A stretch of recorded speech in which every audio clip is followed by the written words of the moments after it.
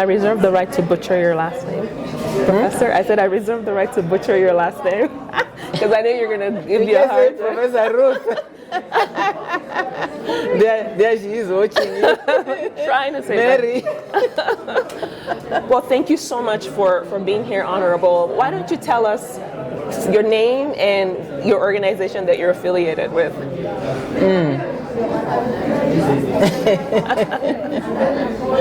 I'm Professor Ruth Oniang'o, and I'm retired now.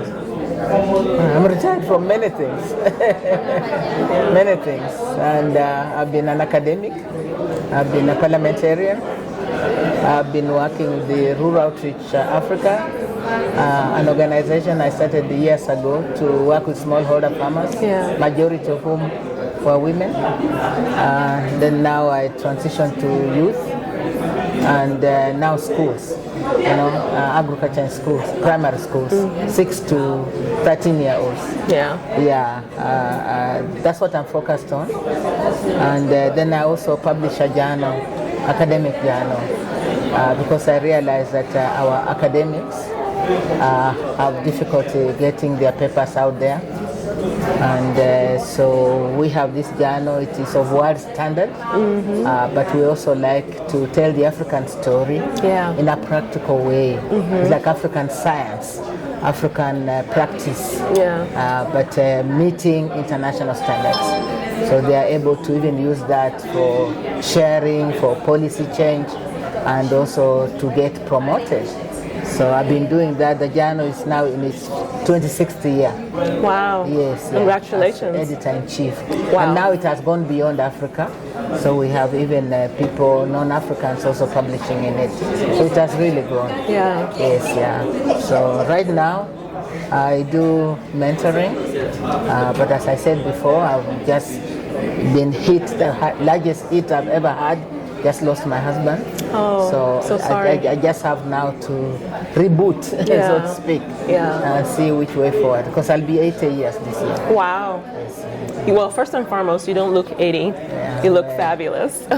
And I'm so sorry for your loss. May his soul rest in peace. You are the embodiment of what we will call a Renaissance woman.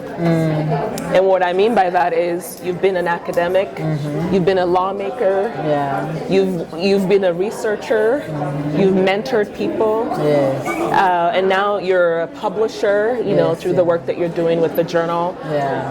You are the embodiment that a woman can be anything and everything and still give back to her community. How did you get to that mindset? Were you intentional in the decisions that you were making? How did the trajectory of your career and your life lead you through so many amazing paths where you were making an impact? I've been asked that many times, and just always go back to my childhood. I come from humble beginnings, but my parents lost children, lost about 6 children, and I'm a survivor.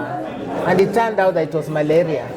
Wow. So I'm actually a malaria survivor, and even now it can catch me and kill me anytime.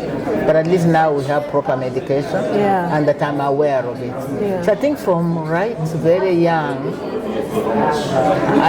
I would converse, be sick, miss school, and yet I would come out on top. I was a mathematician. I was very smart.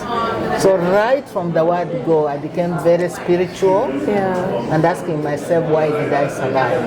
And up to now, even as my husband has died before me, I ask myself, why have I survived? So I've been on this earth for some reason, right? So giving up doing medicine and doing food, because I realized food, children are getting kwashoko because of food. I said, then I'll just do food. So I started to do food, then nutrition, and I've been running with this nutrition against all odds. Nobody believed in nutrition, but now you can see it's all over the place. So I stuck with that nutrition because I believed food is the first medicine because it gives us those nutrients. Yeah. So then I can't say I was intentional. It's like you start to do something, it leads to something else. You take that opportunity, or you try something, it fails. Yeah. You learn from it, and you just move on in life. And and then you discover life is not smooth sailing. It's not like you're in the plane, now it's cruising. Then before you know it bumps. Yeah. It might even crash. That's what life is. Yeah. Because if I'm going to be 80 and then I lose my husband now, and last year was so bad, I just lost people close to me. I'm sorry. It's difficult. When you think you have now retired, and now you just wait on this earth until God takes you, but you are still facing challenges. So I can't say that you ever set out know where you are going. I think everybody has their own path. Yeah. And it's a question of, do you take the opportunity? You have to think about it, or don't you? What decisions do you make?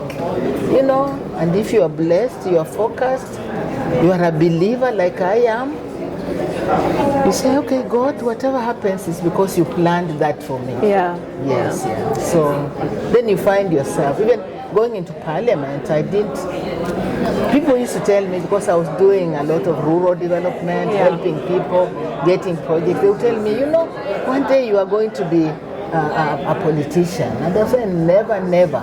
Because they are liars, they are cheats, they are corrupt. Yeah. Then I was nominated. Wow. So the issue now, even my father said, I wonder whether she's going to take it. She's strict, she's so, straight, and will she take this position? But then I saw it as an opportunity to serve even more. Yeah. So one day I was a professor, the next day I was Professor Honorable, and it just uplifted me. And some of my colleagues were very upset that I decided to become a politician. But I was able to move bills on food and nutrition, on women, on agriculture, and on education. Yeah. And and that title really helps many people. Absolutely. Not just me, the title honorable in this country helps many, many people. Absolutely. So at the end of the day, I just considered that God wanted me to have the title. Yeah. And we're so grateful to God to basically allowing you to be nominated, and also you accepting. Yeah, you accepted. And then when I tried running later, even twice, I didn't make it. But I'm not surprised I didn't make it, because the men competitors are vicious. They can even kill. They are so rough. They steal the votes even. Very difficult for women. Right. So if you are not aligned properly with the right party, with the right male supporters, it's not easy to make it. And then you have people coming back saying, but we know we voted for you. Right. What happened?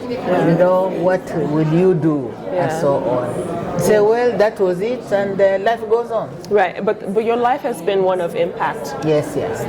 Whether as a policymaker, you talk about bills impact millions of lives. Yes, yeah. You talk about being an educator, you're impacting the future generation. Yes. Your current labor of love is, school gardens, I think, or school farms. Making sure that kids gain access to nutritious meals. Yes. Because this is critical for the development of their brain. Leadership through that. Yeah. Yeah, because we call them 4K clubs. Yes. It's a modeled along the US 4H clubs. Yes, yes. Yeah, so you actually build leadership through that. Yeah. They have a committee, it is equity, gender sensitive, and they even use the foods to do mathematics. Nice. And the children who are in those clubs usually end up being top in their school. Wow. So you're making an impact everywhere you go, at every stage of your life. Yeah. You even did some work with Dr. Bullard where you were. Can you tell us a little bit about even getting to that Bullard?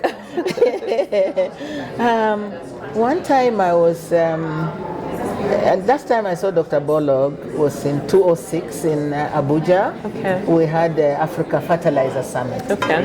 Yeah, he spoke. And I think it was the last time he spoke in Africa. And then he held my hand and he said, Ruth, you know, it takes leaders.